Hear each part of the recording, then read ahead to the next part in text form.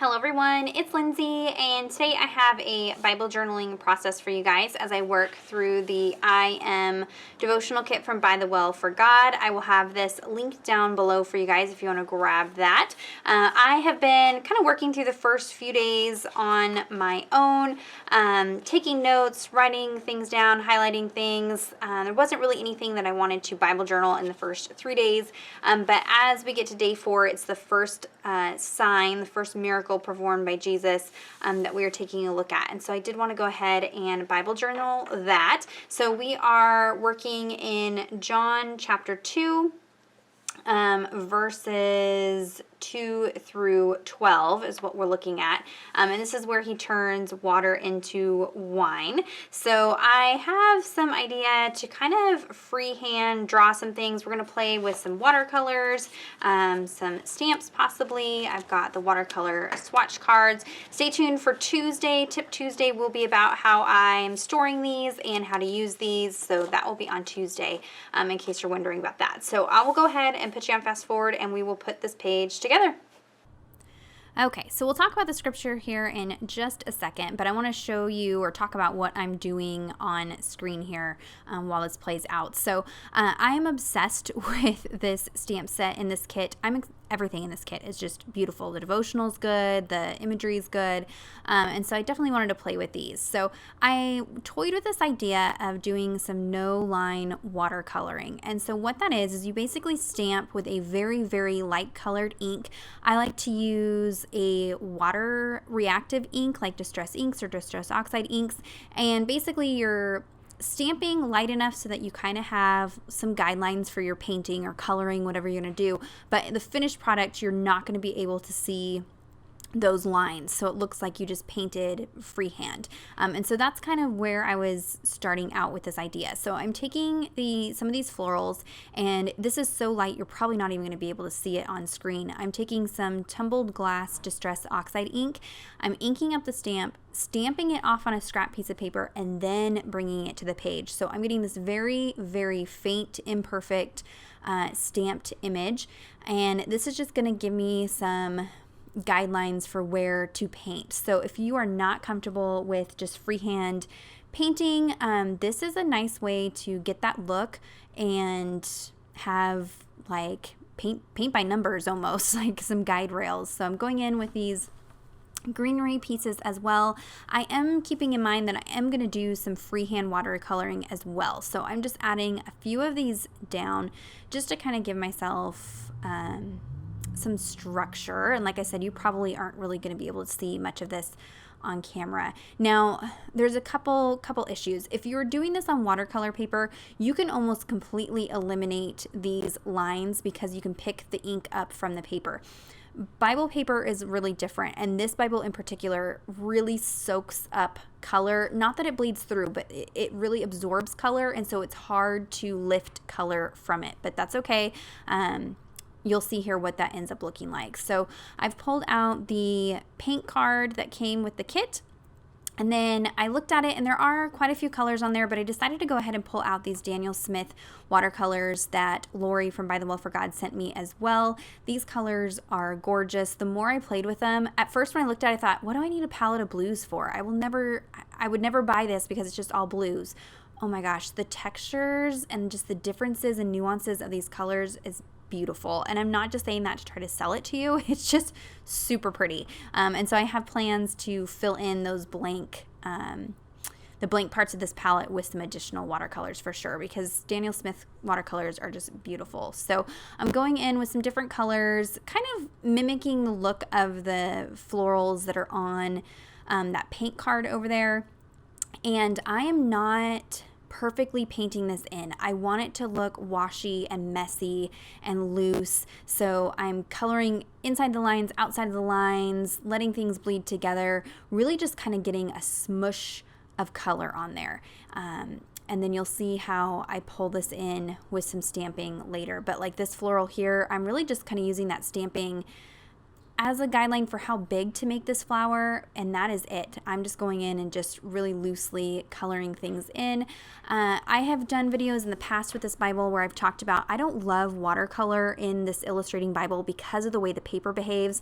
I did find with something like this, it works fine. If you're trying to put watercolor, like a galaxy page, let's say, you're trying to blend a whole lot of color over a large area on this Bible, it does not do well. It just grabs a hold of the pigment too much. But for something like this, it's okay. It works okay.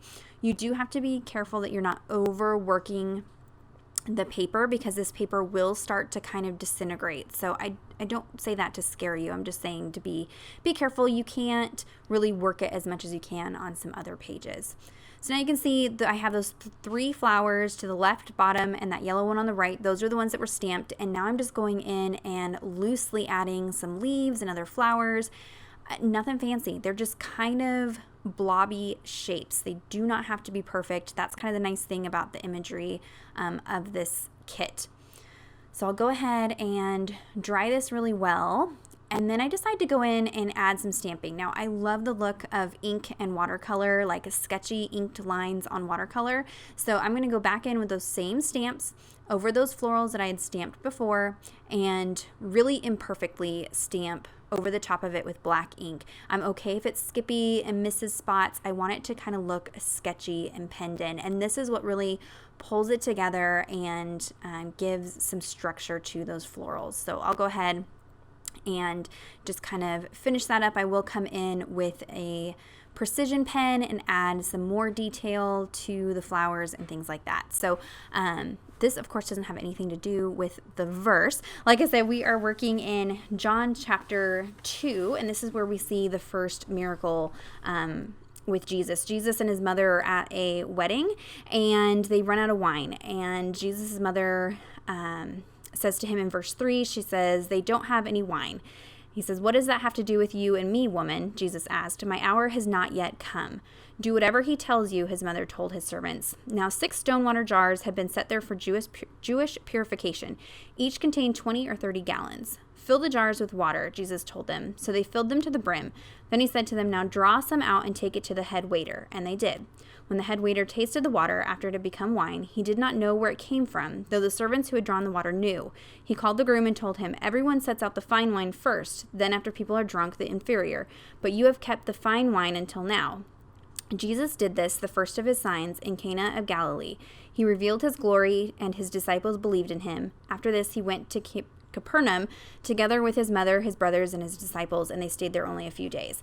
And so Lori has us looking at the verse, I think it's chapter 2, verse 4, where Jesus says, "My hour has not yet come." And she says, meditate on this section of scripture.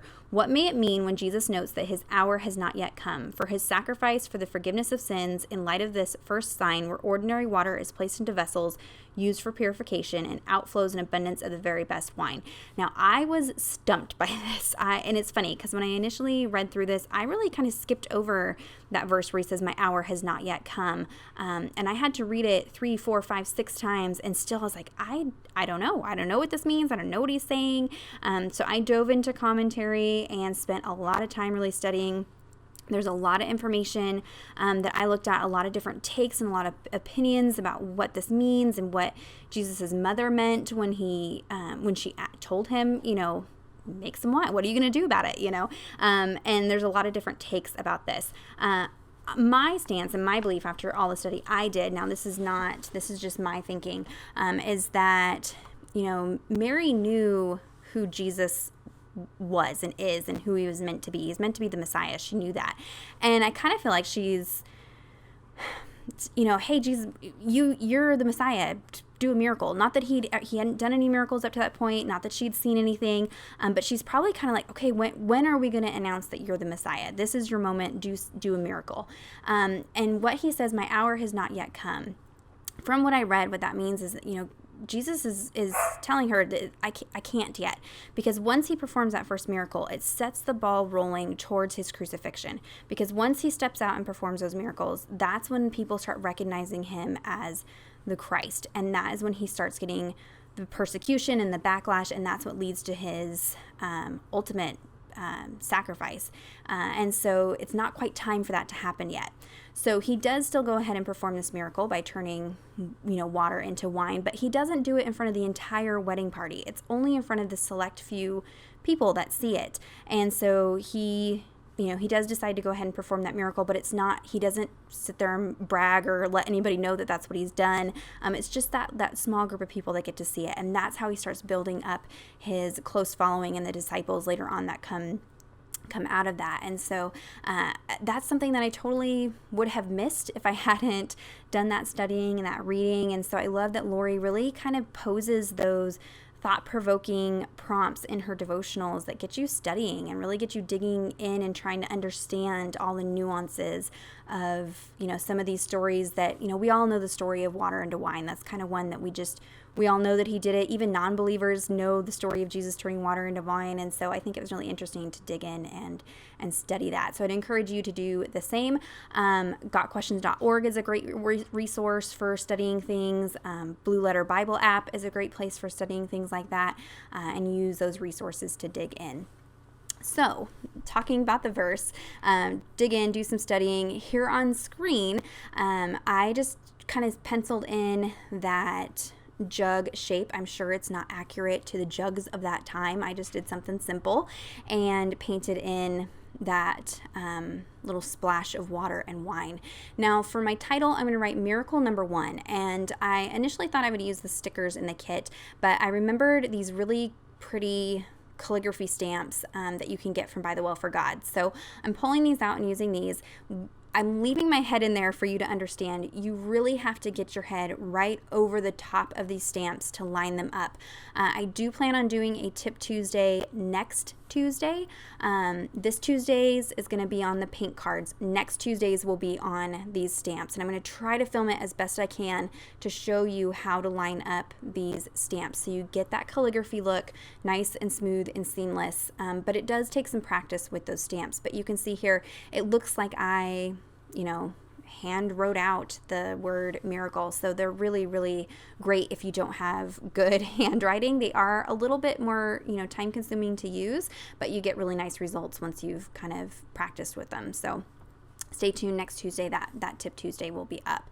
I did go ahead and just write in some of the notes based off of my studying right there. Sometimes I do prayer journaling. For this one, I did just like note taking, just what I couldn't fit into the margins of the devotional, and put that right there. And then I'm just topping it off with a tab. You can see I do like to cut her tabs in half. That way I get twice as many tabs. And I'm just using some washi tape just to kind of add some details at this point. It didn't really need much more than that. I did go ahead and highlight the verses as well. You can see on the back side the Daniel Smith watercolors do not bleed through Bible pages. Even in my thinner Bible pages, they don't bleed through. So there's a look at the finished page. If you have any questions or comments, be sure to leave those down below. Check out the description box for links to everything that I mentioned. This kit is selling out quickly. There will be a restock, so don't worry if you miss out. She is going to have more kits in the shop. And yeah, give this video a thumbs up if you enjoyed it. Subscribe to my channel if you're not already subscribed. And until next time, thank you so much. Bye-bye.